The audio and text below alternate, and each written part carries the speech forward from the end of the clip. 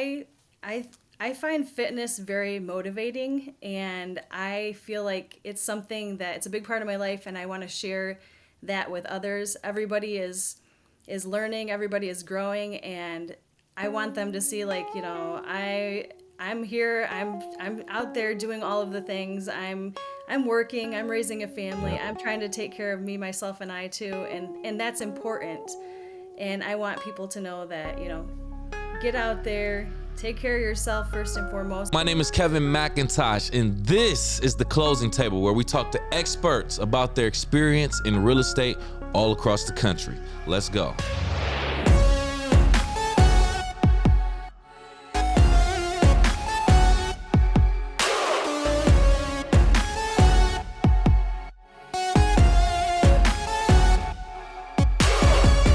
Welcome, welcome, welcome. This is the Closing Table. My name is Kevin McIntosh. Joining us on this episode today, we have the pleasure of speaking with Miss Laura Plaza. How you doing, Laura? Doing good. Thanks for having me on, Kevin. How are you today? I'm great. Thanks for asking. So let's get into your experience and things of that nature. First, starting off, want to talk about your social profile. I saw on your highlights, your highlighted reels, and this actually speaks volumes. I see you have fitness, real estate, beauty, entrepreneurship, finance, family, community, and travel, amongst a few other things. Yeah. But those stood out to me. I want to know why these elements are essential to your personal and professional life. Okay, good question. So fitness, I spend a lot of my time in the gym. Staying active is important, especially now that I have a family. I want to make sure that I'm healthy and I'm around for years to come for them, and also take care of myself. Also, working out gives me energy to take on all of the things that I have on my plate. Having a family, a career, a part-time job, and just all of the things that life throws at me. I like to stay active and have energy to do all of those things. So, and then real estate, I've been doing real estate now. I just started my third year. It's a big Nice. part of my life as well. I enjoy working with, buyers and sellers, investors recently as well. And I recently flipped a house, so that's something new for me, and so it's kind of nice to be on Hey, the opposite side of of that, being nice. an investor myself now. And yeah, entrepreneurship. I have grown up always being involved in some sort of business, whether it was my father's business. I've had some like e-commerce businesses myself, and real estate is a business in itself. It's like Correct. you own your own business, and going into the finance part of it, being financially fit is important to me, to my family, and I try to stress the importance of that to my clients as well, because it is key in reaching your goals of home ownership, or purchasing a property for your business in the future. All right. So being financially fit is super important, and I like to share that with my clients as well. There it is. All right. All right. Let me see if you understand. Let me see if this sounds familiar to you. Okay. Buyers are still buying, so sellers start selling. Inventory is still low. Don't let the media fool you. That was interesting when I saw that, because I feel like everybody feels like the agenda has not the agenda, the media has an agenda. So why do Yeah. you feel like people are being misled by the media in regards to where the current market is? So I think that the media is very effective in instilling fear amongst the community. Um, yes, there is a lot of uncertainty, but I think it's important to do your own due diligence, your own research, and not only listen to what you're hearing on the media. Because really, if you listen to media from two different sources, you're going to hear two different reports. So I think it's important to, yes, listen to those things, but come to your own conclusion, do your own due diligence.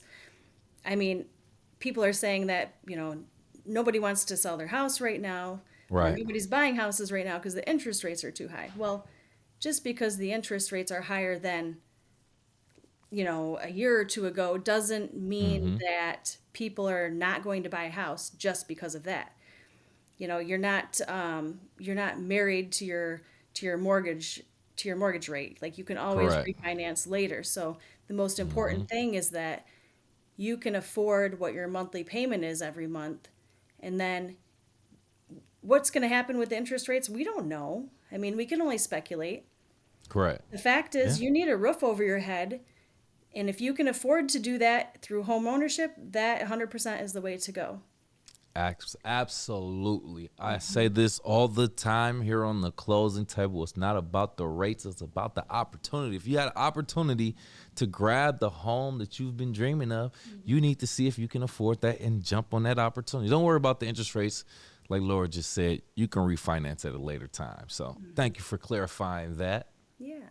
Off market listings are technically when a listing isn't made to the public. Is that correct? I want Yes. to get clarity before I get into this question. Yeah, so it wouldn't be marketed on the MLS, the multiple listing service. So somebody's not going to just be able to go on realtor.com or Zillow and find that property or that house. Right. It's something that, it's either somebody's talking about selling their house, but they haven't, made the leap yet, or perhaps for privacy reasons, they don't want people knowing that they're selling their house. A lot of times it could be, a financial issue, and they don't want that publicized to everybody. So if they can Oh. find, put the word out verbally to agents or other people and just say, hey, I'm looking to sell my house, but I don't want it all over the internet. That could be a way for them to sell in a more private way. With that being said, is there some type of benefit to selling or purchasing an off market listing in your market? Well, it could potentially save the sellers money, because if they're not putting it on the MLS, technically they could have the person helping them. If somebody brings them a buyer, they're only going to pay one side of the commission, whereas on when you're selling a house, typically you pay both sides, the seller side and the buyer side. So it could potentially save them some money and coming to the closing table there.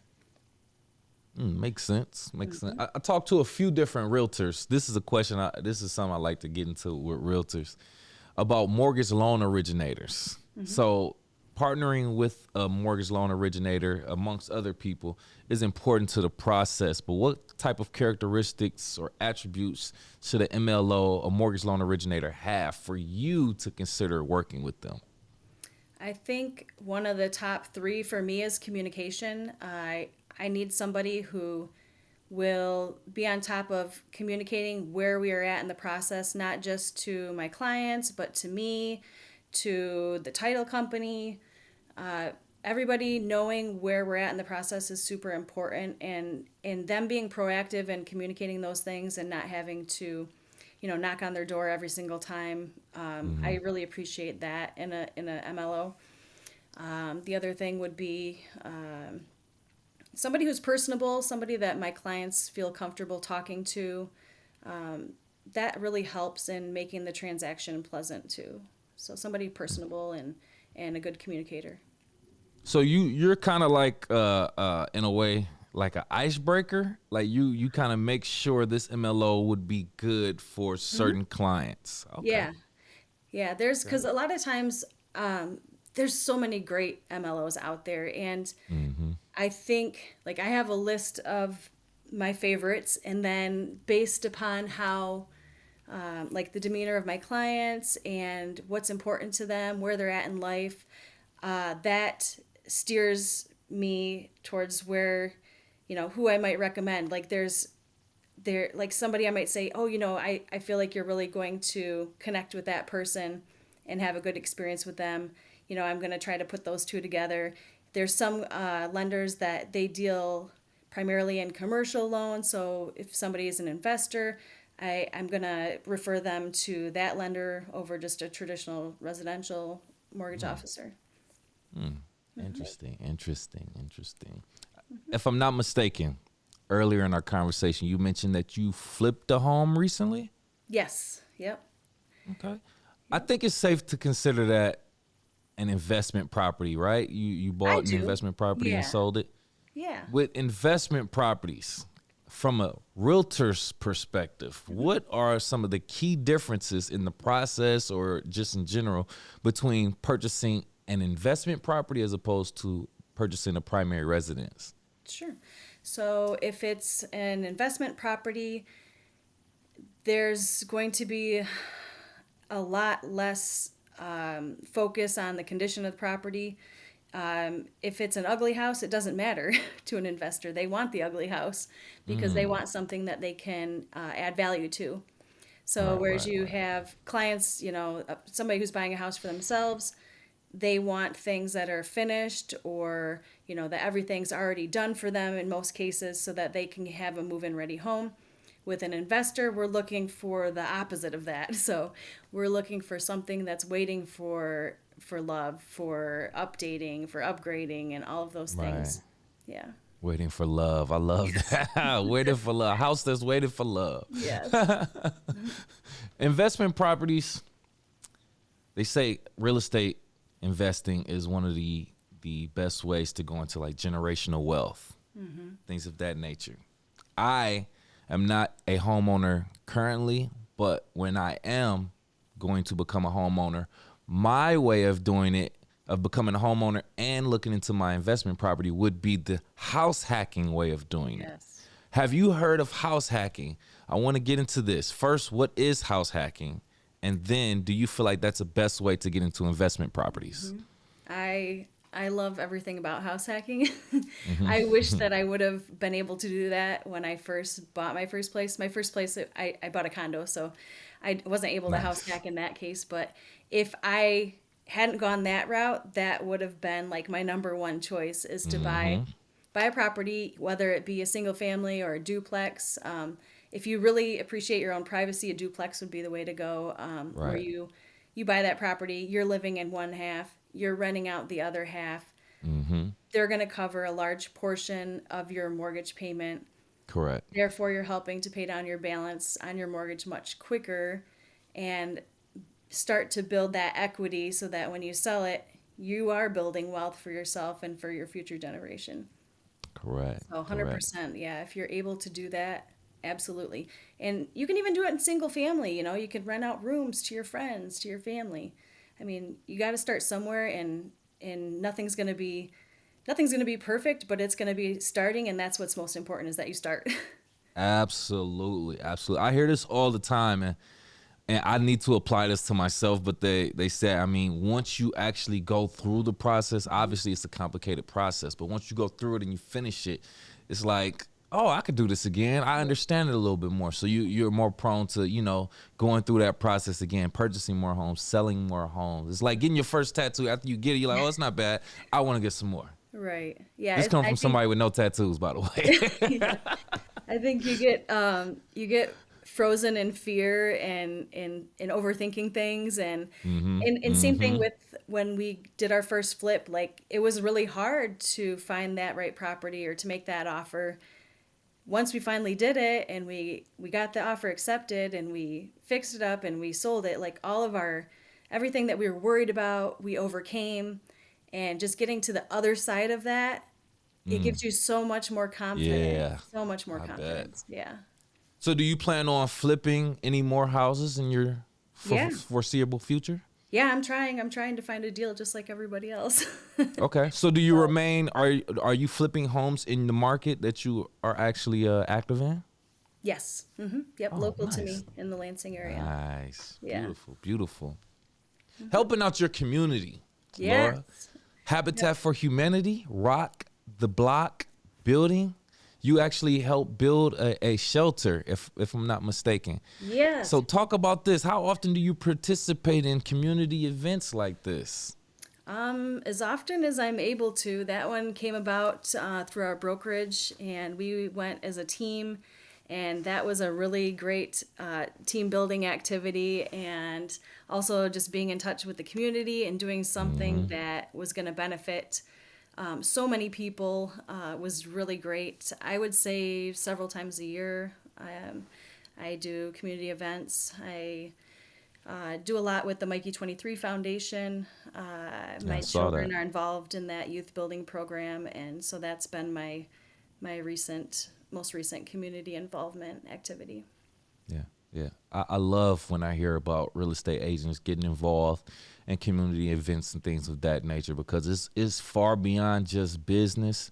It's about building those relationships, being seen in your community, in your market, being known as this person, and doing things like this where there's no monetary gain Right. directly attached to it. That's where you can actually show the people that that you live with in that community that you're here for them, and you're not just here just to make a dollar. So Absolutely. Absolutely. that's beautiful. Like we mentioned before, you post a lot of workout videos on your social profile. How do you feel like posting and working out on your profile? How do you feel like that's an important part to your career?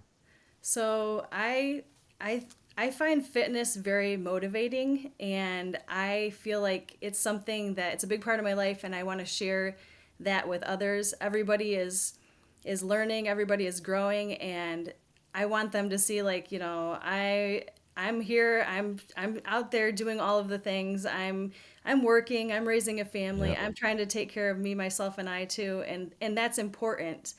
And I want people to know that, get out there, take care of yourself first and foremost, because if your cup is empty, it's really hard to Ooh, do talk for about others, it. so yeah.